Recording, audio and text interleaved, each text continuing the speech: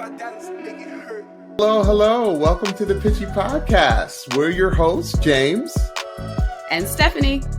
Today is a very special episode because we have a very special guest joining us. He was a top 13 contestant on season 22, NBC's The Voice. He was on Team Camila. He's a multi-instrumentalist, and to say that his voice is masterful is an understatement. He is a masterful singer, though, whose incredible performance consistently left us here at the Pitchy podcast in awe. It is none other than the Devix. Hey, Devix, welcome to the Pitchy podcast. Hello. Thank you for having me, guys. You're so welcome. Thank you so much for joining us. We are, again, just beyond excited that you took time out of your day to, we call ourselves a little podcast that could. So we thank you seriously, profusely for coming to talk to us today. Absolutely. So we have a couple of questions for you that inquiring minds want to know. And some personal things that I want to know about your creative process and things, and as far as what you did on The Voice, as far as creatively and things of that nature. So I'll let Steph start us off with the interview questions. Stephanie? Yeah, so our first question is just basically, what were you doing before you auditioned for The Voice? Before auditioning for The Voice, I've been spending the last roughly 10 years just creating music, mostly performing live. So there's a lot of background in that made it really easy for the show to kind of make that, that jump or transfer. I've created a ton of music. My issue and my downfall has been recording, mostly due to hardware and just not having the right tools. Sometimes that's, financial problem. But as soon as I was able to get that wrapped in the right situation, I immediately jumped right into let's put our money here, here, and here, make sure we have all the tools. So now I've given myself no excuses to not be creating and actually releasing content now. People have no idea how expensive it is. It's very expensive. It's very expensive. You just have to have just deep pockets, and you have to hustle to get these resources to make it in the biz. So absolutely. You gotta be comfortable through it too. Yes. Yeah. Yes, absolutely. And a lot of us have to do other things while we're hustling, while we're hitting the grind. That's right. All right. Well, great. That's awesome to hear, though, that you've been making music for as long as you have. It shows. Yeah. Oh, absolutely. It shows. But we'll get there. So, Devix, what about The Voice experience was a nice surprise to you? I think the biggest surprise for me definitely was seeing a much broader acceptance of some of my styling and genre. I think I was expecting it to kind of falter just because it's not, I guess, across the typical demographic for the show. That's not something that's as, something that they're as fond of. It's a very obscure lane or pathway that, not that a lot of people don't take, but it's just harder to hit the right markets, I think. It caters to very particular crowds. And I think that was the really nice surprise to be like, hearing people make recommendations on certain artists or songs, or, for myself to even get the chance to do those types of songs on. My first song up there was one of my first on a list of things I wanted to do. And they gave it to me right away. And I was like, this is great. I did not expect to ever perform Glass Animals on, a show like this. Yeah. Right. Oh, yeah. Yeah, I was really surprised with the Arctic Monkeys song. Yeah. I was just like, wow, and that was my first thought, they let him do this song because it is so outside of what kind of songs that we normally see on The Voice. But I was so glad, like you were saying, to see them kind of expand the different areas and the different genres of music that they would allow to be on the show and to allow you to pick from. So I think that's awesome. Right. Especially with subgenre after subgenre, because you have that Brit, indie rock. And then that song in particular for them is much more closer to a heavier rock feel, as opposed to a lot of other things that they do. So, really going in deep deeply diving into those things is really cool. I know it geeked Carson out. Carson got geeked out when you did the Arctic Monkeys. It's like, we're doing rock, we're finally bringing it back. Yeah, and for him to say that, because he, as we've mentioned on the podcast, he's a talk show host, but he's a man of few words when it comes to The Voice as far as expressing his opinion on things. So the more words that Carson says, he's inside like, yeah, this is amazing. Yeah, it was Devix.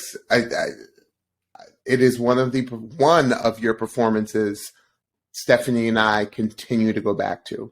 Right. Oh, thank you. Right. It was a revelation that what you did on that song, especially what you did in the opening with kind of singing to the offbeat and intentionally doing it. Right. And, Stephanie and I had this whole conversation about, a lot of people may not get what Devix is doing right now. And I did, I watched through, the podcast where you guys had that set up, and, the ones that had included me and a couple of other people. I was like, trying to get an idea of where the listener was really paying attention. And, you guys called out a lot of things that were very intentional, which is really cool because it just flies over a lot of people's heads. And, that's the unfortunate thing about it being such a open voted show, but when you do know what you're talking about, or you're well read about it, it's good stuff. Yeah, it was. And I don't know what the drummer's name is of that of one of the. They're one of the sickest bands I've. Oh, he's I'm remembering Dave, but I don't think it's Dave. He was so happy. Like, you could tell the way he played, the way he was hitting the songs that he was happy to play. Right. And all of your songs, he was just happy. He was just so happy. Yeah. Well, I mean, it's one of those things in those genres. They're not arrhythmic, but they're definitely different rhythm patterns that are not typically in super popular songs. Like, you have your typical, 4/4 everything. And most of what we did was 4/4, but just the little, the ghost notes and the ins and outs of the drums. I'm sure you have a field day with it. Nothing like syncopation. Love it. No, Love it. And kudos to you for wanting to sing a song like that and wanting to perform a song that's a little bit outside of the box of The Voice that maybe not all of the viewers would understand the genius behind it, but you still did it. And I just think it was a really brave choice. Oh, that was an important choice for that song specifically because of the fact that that was the week where we were picking songs based on something that was a really important, tune for us. And for me, that was one of the first songs that I had ever really intricately started playing and singing at the same time. Like, I'd always done it for a long time, and then you put things in terms of like your generic, C or A minor, F, G, C, or whatever, like those are really easy to play along to because the rhythms to them on the guitar are usually not that crazy. But a song like this, having to play lead guitar, sometimes rhythm at the same time as playing lead vocals that again are off rhythm on purpose. It was like a challenge for myself. It's like revisiting a little bit of, a band that I really like and things that I really enjoy messing around with in music, and then seeing how that fares, in the real world. Awesome. That's awesome. Love to hear just the whole creative process. Especially with you. Like Stephanie and I talked about, we were like, you know what, we want to pick Devix's brain, and trust me, we're going to really pick your brain on. We're not done. There's plenty in there. we're still geeking totally over another performance, but we'll talk about that a little bit later. Right. All right, so here's our next question. What was a more challenging thing about being on The Voice? I think I was going to say it's kind of ironic because I think the challenging thing was finding something I'm really excited about. And the reason I pick songs like that was because my idea of what I really love hearing in music is keeping to the individuality, to the genuine core of something that might be so off-putting to the usual public, what they want to hear, but finding ways to keep pop sensibility really flourishing in there and keep it lush and just allow a lot of things to kind of prosper in those areas. You can pick something that sounds extremely strange and slightly remix it, and all of a sudden it's like, oh, this is a banger, Heat Waves, the first song we went in with. That band, Glass Animals, is very well known for very almost like ghostly, like thrilling indie music, but also ambient and still kind of slightly peppy. Sure. But then they released that song, and I think the very next the album with Dreamland on it. And all of a sudden you're getting this like almost Matt and Kim style, like it's still indie, but it's just so happy and poppy. The lyrics are so sad, but the music takes you away from that. It's like you can still have a great time, and everyone's just, jamming, listening to it. It became a radio hit so easily, just because they kind of kept that pop sensibility very in line with it. Yeah. I found a lot of artists over the years, like when they have that hit that is totally off of what they normally or what their normal sound is, or what they've released previously, and something else just hits. And I completely agree and see exactly where you're coming from. But and to that same note, all the while staying true, though. All the while, right.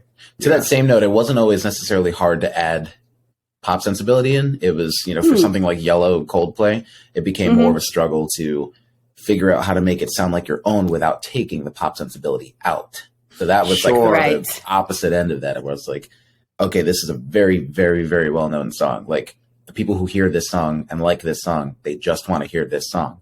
But I'm not going to go in and just do a duplicate. I'm not going to just go sing karaoke to it. I want to change it up a little bit. I want to spice it up and flair in certain spots. And that was a really fun creative process. But again, slightly challenging to accomplish.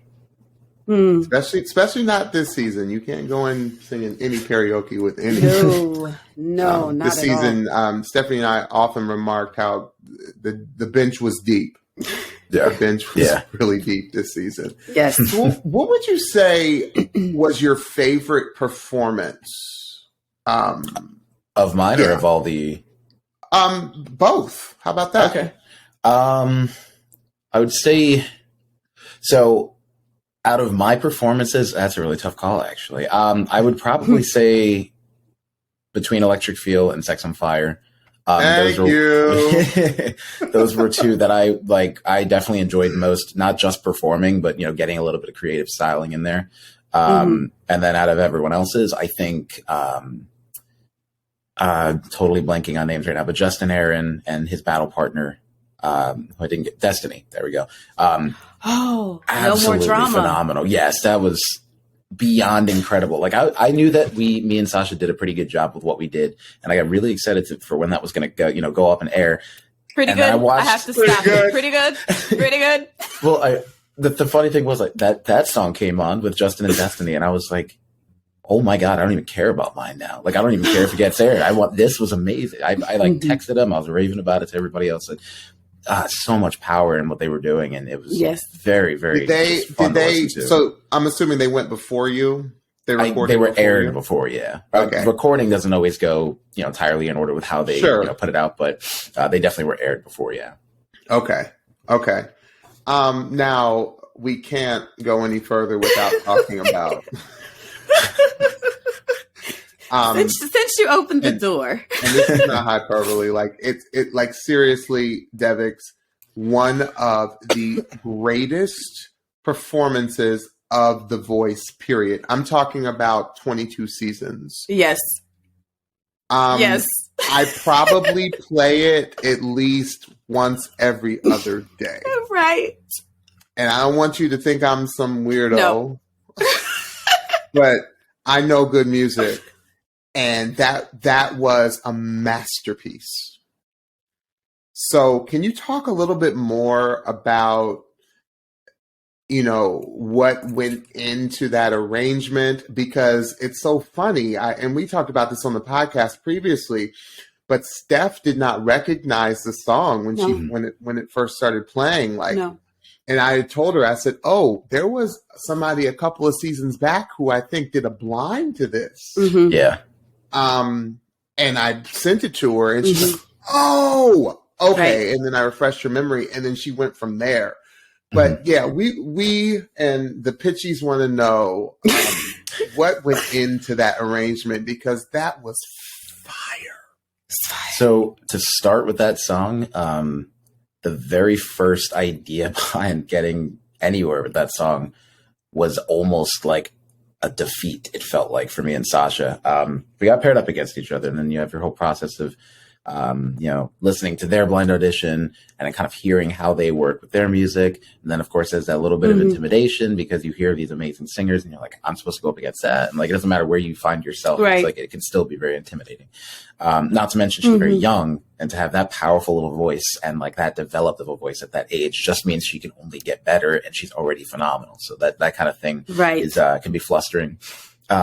So mainly, we jumped in and we were like, we want to make sure this is something that feels very balanced between the two of us. We want to make sure that parts are, divvied up equally, that we both get to put our version of the flair into it, and how can we make those two things blend.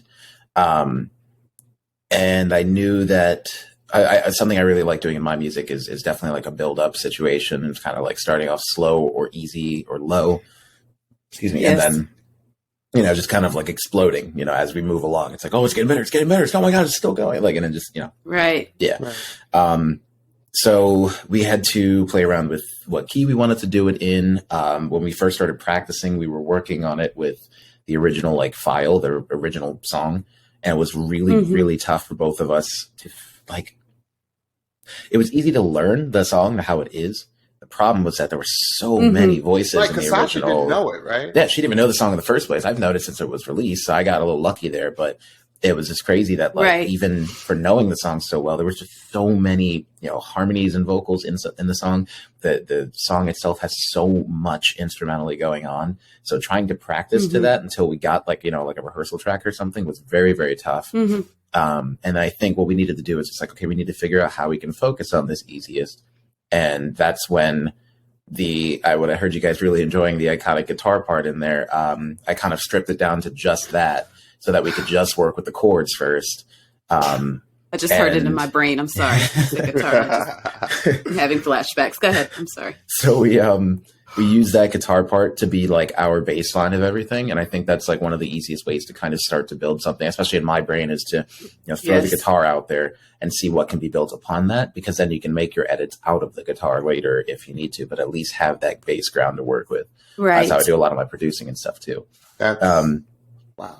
So once we did that, we had this really great idea. We heard it back a couple times. We were showing a couple of the other contestants just out of excitement, and everyone was like really into it. And I was like, oh my God, that's great to hear. Cause some people started earlier than others, and we're hearing everybody else. But some people were like, we're not really sure if we found that sweet spot, or some people already did, but they had already been like a week in development. We're like day one, freaking out. And so eventually we brought it to the guys with the in the band, gave them the version of what we have been doing with Camila there. Or actually, no, Camila wasn't there for the first one. I think it was just with the band. We showed them what we had, and I think we needed to make like one note on drums to kind of keep it at like almost like a halftime. Yes. And then outside of that, they built so phenomenally well on top of it. And then they have their like final like cut or version of it, where I remember Paul getting really excited, the piano player, the keys, getting very excited about this. I don't know what it's called, but this Asian or Indian instrument that was essentially can like only play like 2 or 3 notes. And he's like, I got this. I haven't been able to put it in anything. And I think this song is like so unique enough that we can finally like plug this in somewhere. So he got really excited about that. Yes. But the band definitely had a lot to do with, just completing what we kind of started. But she and I did have a lot to do with like directionally where we were placing who's singing what, how we were singing those parts. Like I remember specifically at the very end of that no, like that little kind of rundown. Yes. And Sasha made a very specific point to ask and remember at what point my vowel sound was going to change so that she could even match that. And I was like, it was a very, very tit for tat thing. It was awesome for us both to be on the same page going into it with the idea of this isn't a challenge or a battle necessarily in our heads. This is, we're doing a duet and we're showing them the best of what we could do as a team. And that just helped us a ton to kind of like really ease the nerves, not worry about whether or not one or both is going to make it through, and just really having it be its own collective talent as if we were a band and just went straight into it like that. I'm so glad you talked about whatever that instrument is or was, because it was like the little magic touch to the instrumentation of that song. There you are. You're back. There's a lot of cool themes and stuff that come, or just ideas in music and music theory that you'll learn through like even just classical music. And that was like this super contemporary version of having a drone in a song, where usually like, something like atmospheric will have this just that one line, that one note that literally just plays endlessly until the end. And that was kind of like a version of that. And it held it was such a gluing piece to the entire thing. It almost reminded me of whatever. I'm not a musician, so I don't know my instruments like that. But whatever the instrument is at the beginning of My Heart Will Go On, that whistle, that's what it reminded me of, because it's so present in the song. It's such a staple of the song, but it doesn't override it either. So whatever that was like in hook. Electric Feel kind of reminded me. Reminded me of that. Oh my God, the brilliance.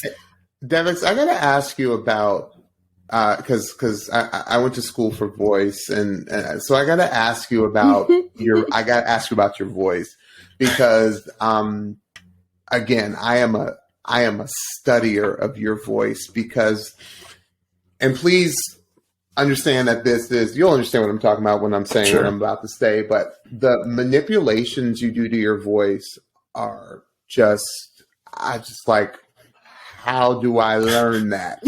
And because like I literally took every line you did on that song and I could do an analysis on what you did vocally.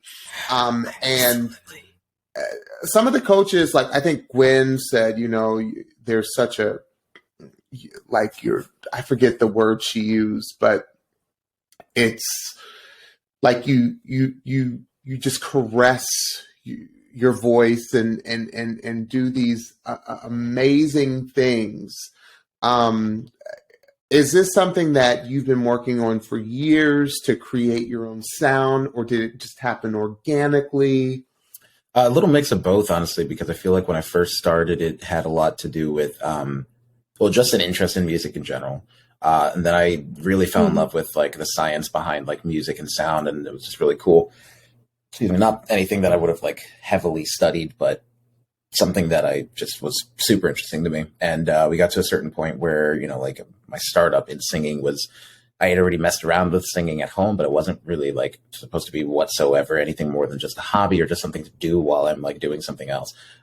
We got to a point of playing a talent show, and one of us had to figure out who was going to sing. So I was just like, I guess I'll do it. You guys don't want to sing because your voices are so low or whatever. So I was like, well, I'll take the bullet there. And I got good feedback. And then so I kind of kept, practicing over time, because I was like, okay, yeah, it's kind of fun to do. I'm enjoying it. Like, I think I sound at least half decent. And then as I was growing through and starting to make my own music more often, I started to kind of do this thing where I was trying to replicate different artists that I was listening to. Kind of like something interesting I've been looking at in the studio stuff. It's been a lot of people talking about referencing tracks when you're producing music. And it's this whole like find the balance and the EQ and the effects that they're using side by side with what you're doing, so that you can instantly tell like this song from Spotify or whatever is the perfect mix that I want to hear in my ear. I can tell that the bass and the hi-hat and this and all is all at this, these levels. So why don't we try that over here in my thing? I can turn my bass up because it's not as loud as the other one. I can turn my hi-hat down because it's way louder than that one, like stuff like that. And I started, I'm learning that now for production, but vocally I was learning that over the years to kind of not just match pitch, but match sound effects, almost. So it's like, it's kind of its own separate entity, the effects that you're doing physically, as opposed to just hitting the notes or just using a certain, chest, head, whatever voice. Sure. Right. Yeah, there's that little like yelpy, almost cry thing that I do at the end of like the second verse that I start at the end of that line. And like, I wasn't sure if I was going to like hit it the way I wanted to. It definitely came out the way I wanted it to, but that was one of those things where it's like, you have to like weirdly practice this awkward thing that's going to sound very strange out of context. But as soon as you put it in the right context, it's just this nice little spice on top. Yeah. Like what you did in the Arctic Monkeys, like where you did, at the thrill of a change. Yeah. I was like, what are you doing? That's crazy.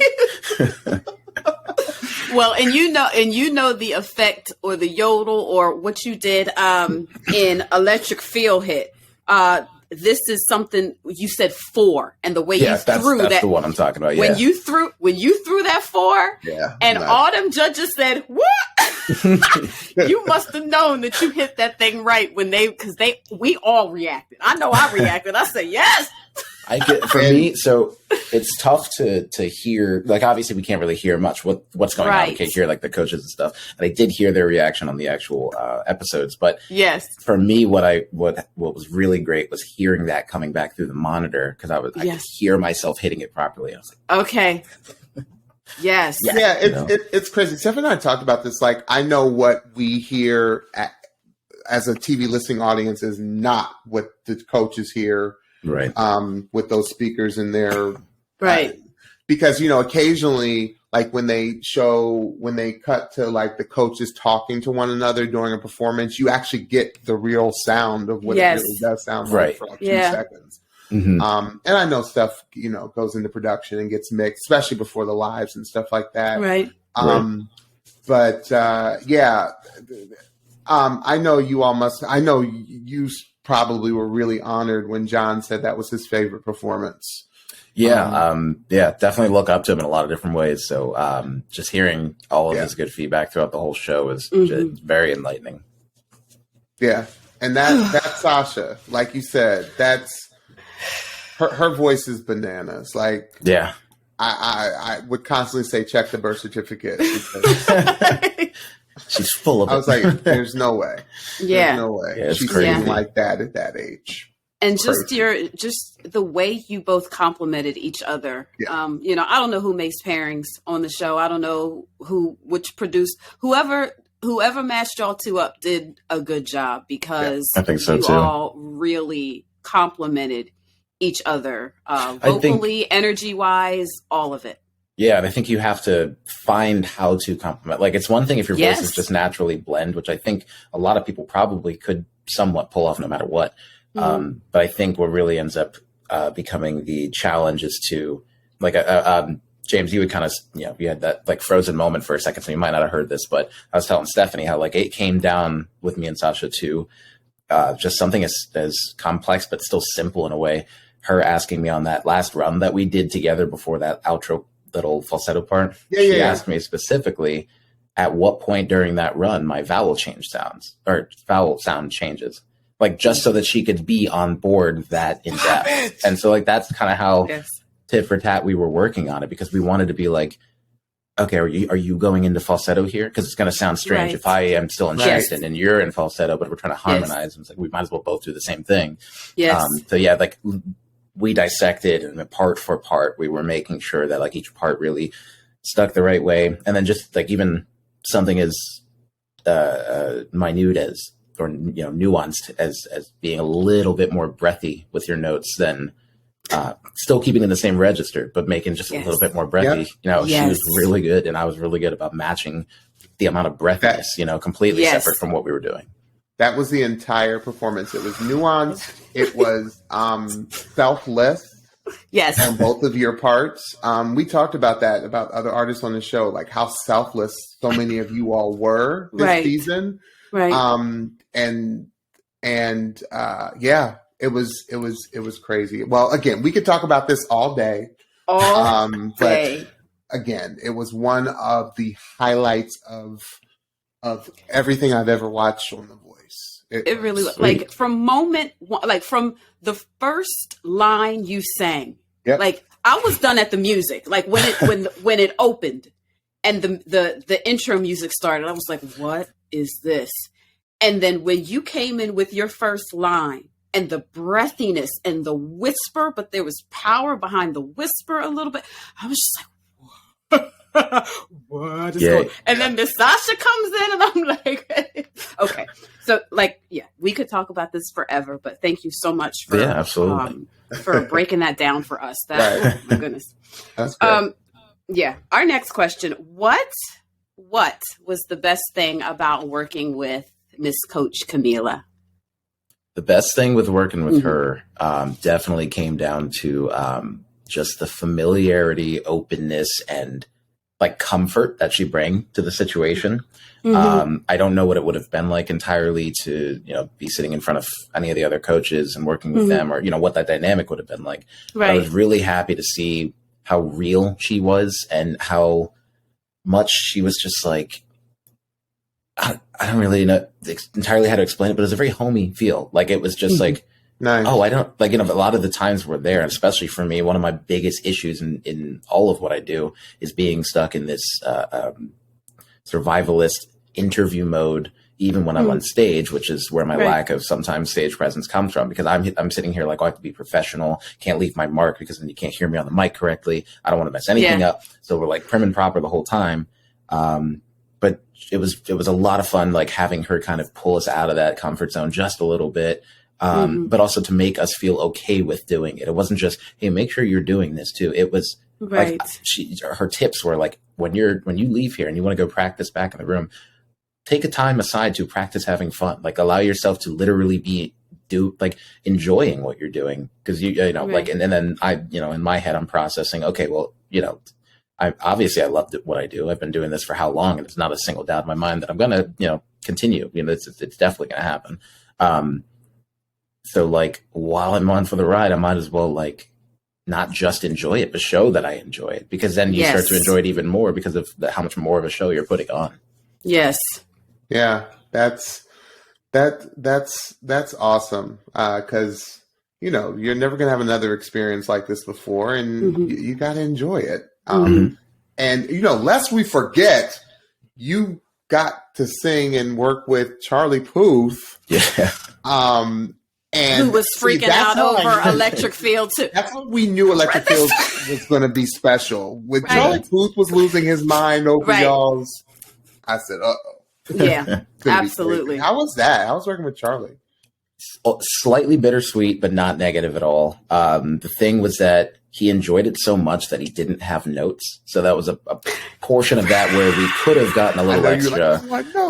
No, it was like, tell me I did something wrong so I can like make something better. But I think it also goes a long way for him to not have had notes, to just be like, do what you're doing already. Like, it's fine. It already works. So like that was reassuring, which is a really good thing. And I think that's just as valuable as having gotten notes anyway. Absolutely. I really wish we got to see more. They did a lot of slicing and dicing of that coaching session. But they did show he was really losing his mind. Yeah. I was like, that's really good. Okay.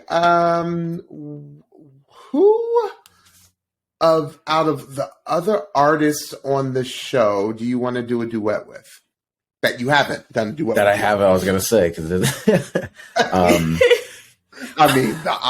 can do another one. Right. That was a hard question, and we had kind of got prepped for a question like that before as well. There's a couple, and I didn't really think about it until toward the end of the season. But I actually thought that there would be kind of a cool mix and something to kind of pull me out of my comfort zone genre-wise, but that would still be really fun to find a middle ground with working with like Morgan Miles. We hadn't done any like writing together or trying to sing much together at all, like while we were there. Like, we were friends and all, but with how much, how busy we were, that wasn't really like a focus. Was like, let's also make more music, even though we have a week to get this song down, Yes. So I think that's just something that at least interests me. I don't know if it would or wouldn't like blend super well, but I feel like I'm good enough at like kind of matching other, artists or other genres and stuff enough to get to the point where it'd be really cool to find like this, like probably alternative folk area that we probably both could start to shine a little bit. Create a new genre. Why don't you? Yes. You got like 15 up the belt. Morgan, Morgan's a singer. Like, yes, she is. Yeah. I I would say that about Morgan. She is a singer. She really is. Yeah. Yes. I think it'd be cool to kind of pull from that energy that she has too, just to be like, cause that again, with that being one of my main struggles, for her to be really into it like that. There's no chance I just stand there next to her. You know what I mean? No. I would have to match the energy. It would jump off of her. Yeah. Right. So what's something you, so this is kind of this has nothing to do with the voice. This is like professionally as a musician. What would you say? Or anything else. Or anything in life. How about that? Mm-hmm. What would you say, something you almost said no to, but you ended up saying yes, and it worked out really well for you? I'd have to think, because I was going to see if there was something about the voice that I kind of like. Well, actually, no, there is something in there that's a lot of people kind of talked about anyway. Was the whole like staying true to the roots thing. There's a lot of music nowadays that I really like, very much out of the roots of my genre, like what built me up as an artist from the get-go. And it's really strange because it's kind of funny because Are You Mine at the end kind of convinced people that I was like almost solely rock. But then I was like, I did a lot of other stuff that was totally different from rock throughout the show. Yeah. And not that I'm against it, because I grew up on a lot of alternative rock. So right. I think what almost happened was saying no to that song, because I was kind of, thinking about public votes. I was thinking how scared I was for just to straight up not go through because of song choice. And I think a part of it might have been that. But there was something great to still sticking to something. I had other options, along that list of songs that really mean something, but that was still very like dear to me, and it was really fun to perform and to watch back and be like, oh, I actually did what I wanted to do. Like I went in that week and I was like, my accomplishment that I want to make happen this week is to move around and look like I'm really enjoying, or at least into it. And I did it. Yes. I enjoyed watching myself for once. I wasn't just standing there, So that was the week you got sent. That was the week you got sent home, correct? Yeah. Mm-hmm. And you know what? Stephanie and I talk about that all the time. We're like, there's nothing like being able to sing what you want to sing. It's like a drop the mic moment, you know? Yes. Yeah. It's I did what I came here for, But it doesn't matter if I go home at this point. Right. That's right. Yeah. Wow, that's wonderful. I love hearing that you said that you watched yourself back and you loved, basically, like, you actually enjoyed it. Yeah. Yes, that is amazing. Especially when you're not doing something, when you're stretching yourself, when you're purposely doing something that is going to stretch you and to make you grow, and you executed and it was done well and you were proud of the end product. That is fantastic. Because we are our harshest critics, and we find everything wrong. And it was Devix. It was a flawless vocal. Oh, it was so good. It was so good. It's tough to do that stuff. Still analyzing what you did vocally. Yes, he is. James, listen, I know he said it on the podcast. I know he made it quite clear how much he loved that performance on the podcast. James was losing his mind when we talked about it right after the show. He was like, "Did you see Devix?" Get on there right now.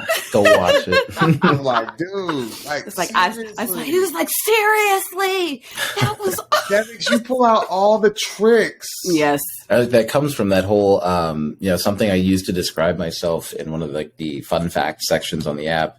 Was something that some other people were using as well. But I've been I used to use the word mimic, but then I realized there was a little bit of negative connotation there. And so I think chameleon is just a little bit easier to wrap the head around. And I think it also is just a little bit smoother. But I mean, it's really fun to like, it would be a little too stubborn or selfish to go into a completely different type of song or genre, whatever it is, and do exactly what you did last time. Like you did, I mean, it's great to keep that core of who you are as an artist in the song, but that doesn't always mean sounding exactly the same. You don't like the reason for going into falsetto as opposed to just staying in chest voice or head voice or whatever. It's a reason for using a little bit of, whispery notes as opposed to just constantly belting the entire time. You want to be able to match what's actually happening. You have to be able to feel the music to then give back to the music, which then all of that develops out to the audience. Yeah. Yes. Devix, curiosity, do you steal from like the greats, the vocal greats, like a little bit of this, a little bit of that, and kind of make it your own style? Like when you talk about chameleon and like, do you hear things from other artists, like maybe how an artist, sang a note even and say, "Ooh, I like the way that artist did that." And like, cause I'm all the time saying, "Ooh, I'm going to steal that. I'm going to steal that." And it's not like stealing a style or even a line, even sometimes it's a note. Mm-hmm. Yeah. It's just, sometimes it's like a vocal technique instead. Yeah. That's really all it comes down to, I think. Right. I would say two of the people that are probably most familiar that I do that with is Sam Smith and John Legend. Both of them, for having extremely different voices, both sing somewhat similarly, where they do this kind of egg in the back of the throat thing, which is almost like a mixed voice sound, but even in the lower registers, it's not really technically mixed, but it's this very like on old kind of feel to everything you're singing. Yes. Consonants included. It kind of, it definitely literally changes the resonance of how things are pushing out of your mouth and off, through your cheekbones and everything. Like there's a whole science to it. And I think that those two are definitely like that sound is something so cool. And actually what I've found to be a really healthy way to kind of learn a lot about like either mixed voice or just kind of keeping your singing voice as opposed to like a talking sing voice or something, or, singing improperly. But the other people I would have kind of picked up like vocal technique from over the years are probably people that like are much lesser known, like comparatively, like Foles and Daughter, the people I talk about on the show, indie artists. Oh, absolutely. Yeah. John's got millions of followers, and Daughter, I just checked today, has like less than 200,000 or something. So, but like they're bigger influences on me than, I think some of the more current people. Right. Awesome. That's wonderful. Okay. All right, Stephanie, I think it's time for rapid fire. It is. It's time for rapid fire. So I'm going to say a question or make a statement, and whatever the first thing that pops into your head, share it with us. Sounds good. So what is the first thing you check on your phone in the morning? Messages, if they're there. Sometimes Facebook Messenger, but less so because I'm in so many group chats at this point that like they're not always something pertaining to me at all. But I will occasionally just check to see how like analytics are going on my on social media as well. Awesome. What is your go-to karaoke song? Go-to lately has been "Nervous" by John Legend. Definitely love that one. I've been messing around with that a little bit, and I was hoping to do that on the show, but we got taken off a little early, so. Yeah. All right. I like that. Okay. So what is your favorite comfort show or show to binge? Used to be The Office for a very long time. And and now, kind of depends on the mood I'm in. If I'm trying to lean back a little bit, maybe look for a little more nostalgia. There's an old Adult Swim show called Home Movies that I really like. And if not, otherwise, it's probably just Family Guy, because it's just easy to laugh at stupid stuff, and like you could just be snacking or whatever. Friends are over, we're all laughing at it. Yeah. Yes. And my there's a million episodes to choose from. Yes. Yeah. What is your favorite season or holiday? For season, it's definitely autumn. Absolutely in love with like the change in scenery. Perfect weather for myself. Minus the hotter days. I'm more of a cold weather guy, but 60s ish, is pretty moderate for me. And then holidays is probably Christmas. I do enjoy Halloween a lot. There's a lot of nostalgia to that. But Christmas was always the time of year that I just felt like, even if anyone else is just acting up and being miserable, it still has that essence of like everyone coming together and just being a little more happy and vibrant. Yes. Wonderful. What's your favorite snack? I I really like walking tacos. If you guys have heard about those, some people actually haven't. No, I haven't. What is so? That? It's essentially they just take there's different chips you can use for it, but like nacho cheese Doritos, and then you'll take all the taco ingredients and just mix it in the bag. And the whole point is that you could walk around just kind of like a taco bowl walking within the bag. I have heard of that. I don't know where, but those are pretty good. Yes. I need to try that. Also, there's these new little they're like the nerd ropes, but they're just like little clusters, like little balls of it. Yes. Those just got released. Those are pretty good. Yes. My husband likes those. Coffee or tea? For health, tea, obviously, but I do enjoy coffee. I used to not get any caffeinated effects at all, and then all of a sudden it affects me. So I do kind of sometimes enjoy the effects of caffeine, and I do enjoy the taste a bit too. Mm-hmm. What is the album that you always come back to? There is a album from Daughter called If You Leave. It was their pretty much their debut album. I think they had some demos and EPs before that, but that was their first major album. First song I found from them was off of that album. They, like you said, constantly go back to it. And I always had the idea of releasing an album, potentially my debut album, kind of being a callback to their title of If You Leave and doing something like I'll Come Back or something like that. Oh, I love that. Just kind of cool. Last one. Awesome. Last one. What is your dream celebrity collaboration? Does celebrity mean that it has to be A-list? No.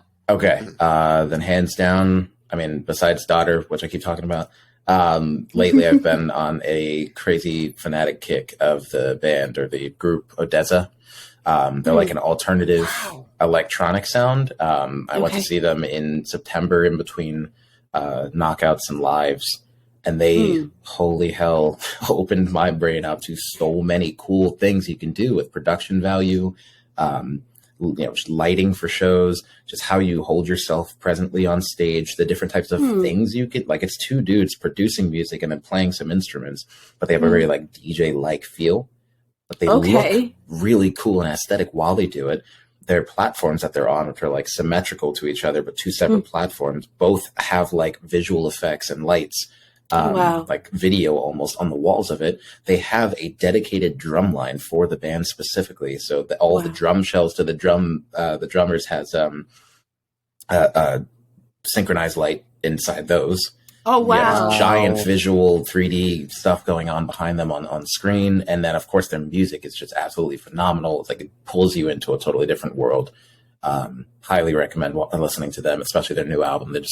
They kill it every time. So they would be, interestingly enough, watched a couple of interviews, and one of them they were talking about when they started up that they had this idea of kind of working with that type of thing and collaborating a lot with singer-songwriters and maybe acoustic type people. But a lot of the times the singer-songwriters and acoustic playing people couldn't find how they would mesh into the electronic realm. So they couldn't find anyone to match them, but they were willing to match others.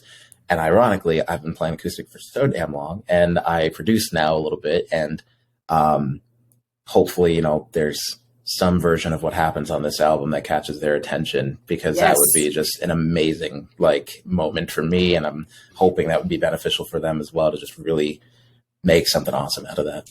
Oh my goodness. Well, we hope that happens for you for sure. That would be amazing. Well, Devix, we want to thank you so much for joining us today. It's been really wonderful to talk to you. Yeah, likewise. Fascinating to talk to you. And we, the Pitchy podcast wishes you so much success and continued opportunities to definitely use your gift, because you are a gifted sir. Absolutely. Please let the audience know anything that you want to share about what's coming up next, or where they can go to keep up with you. Let the Pitchies know. Sure. All social tags for me are under Devix Music, Devix Music, and I am trying to post more regularly, if not without crowding the content. Just stay tuned for. I'll probably make a bigger announcement, but there's definitely music getting released, and I'll figure out in which format and how we're going to go about that. as well as plans for me and Sasha to reunite to not only create an original song, but also to record Electric Feel. So we're going to make all that happen. And outside of that, I have the website, which is devixofficial.com. So that has live show dates. And we'll, obviously once like touring and stuff is set up and aligned, those dates and releases and all that will be updated across the board, social media and website. Did you have you been down to Maryland? Did you make it down to Parajita and Kike's show? No, I did. You know they had a show. I saw that they did. I thought, did they play there or did they play in New York? Because I saw them like visiting in New York. No, they played here in Maryland. Okay, they were in Maryland. Yeah. Gotcha. Yeah, no, I didn't get a chance to get down there. I've kind of been without a vehicle for a little while, so just staying home with the keys and the guitar at the moment. Nice. Yeah. Nice. I was sick. I was so bummed. I was sick. It's like they're right down the street, basically. I told him to come. I was like, I can't drive right now, but you come visit me. I'm up here. Right. That's awesome. All right. Well, thanks again. Thank you so much, Devix. So Stephanie, tell the Pitchy Podcast audience what they need to know. Okay, so don't forget to follow and subscribe to the Pitchy Podcast on your favorite podcast platform so you can be the first to know when we drop a new episode. And guess what? We're on YouTube. Please search for the Pitchy Podcast and hit that subscribe button so you know when we drop a new video. And lastly, don't forget to follow us on Instagram and TikTok at The Pitchy Podcast for new episode alerts, episode clips, and so much more. Well, again, thank you so much, Devix, for your time and hanging out with us today. You enlightened us. You really did. Yes. So thank you. Thanks again for everything. Yeah, thank you.